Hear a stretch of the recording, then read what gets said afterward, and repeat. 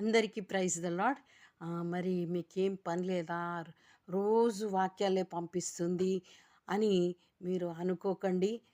మరి ఈ భూమి మీద మనం ఎప్పుడు ఉండేవాళ్ళం కాదు కదా! మనం పరదేశులము. మరి అందుకని మనము బ్రతికి ఉన్నప్పుడే, మనకు అనుకూలమైన సమయముగా ఉన్నప్పుడే మన దేవుణ్ణి మనం ప్రకటించాలి.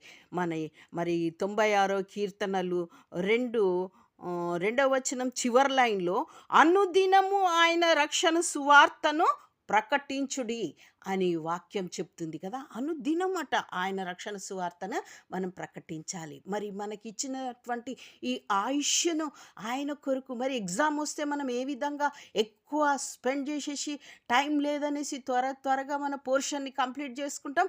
అదేవిధంగా ఈ పోర్షన్ కంప్లీట్ అయ్యేది కాదు. బైబిల్ కంప్లీట్ అయ్యేది కాదు. అందరూ అనుదినము చెప్పినా అయిపోయేది కాదు. కాబట్టి మనం ఎంత చేయగలుగుతామో అంత మనము చేయాలి. కాబట్టి ఈ కీర్తనకారుడు 96:2 చివరి లైన్‌లో అనుదినము ఆయన రక్షణ సువార్తను ప్రకటించుడి. అందుకే నేను అనుదినము ఆయన యొక్క సువార్తను ప్రకటిస్తున్నాను.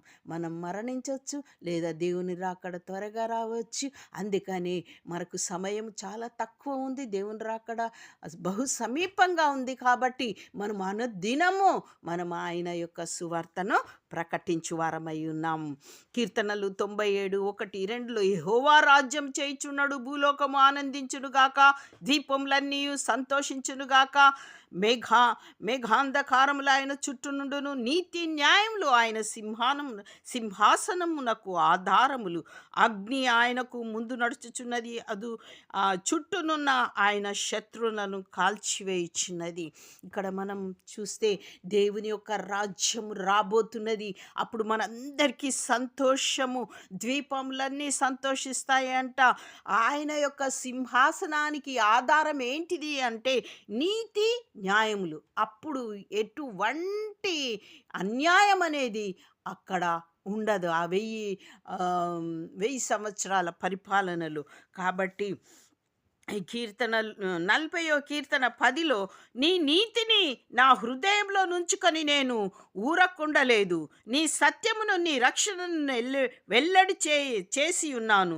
నీ కృపను నీ సత్యమును మహాసమాజమునకు తెలుపక నేను వాటికి మరుగు చేయలేదు అని కీర్తనకారుడు అంటున్నాడు. మరి మనము ఊరుకుంటున్నామా? మనము వెల్లడి చేస్తున్నామా? మరి మనమేం చేస్తున్నాం? కీర్తనకారుడైతే నేను ఊరుకోలేదు, నీ సత్యమును నీ రక్షణను వెల్లడి చేయుచున్నాను. మరి అందరూ రక్షించబడాలనే కదా, నశించిన దానిని వెతికి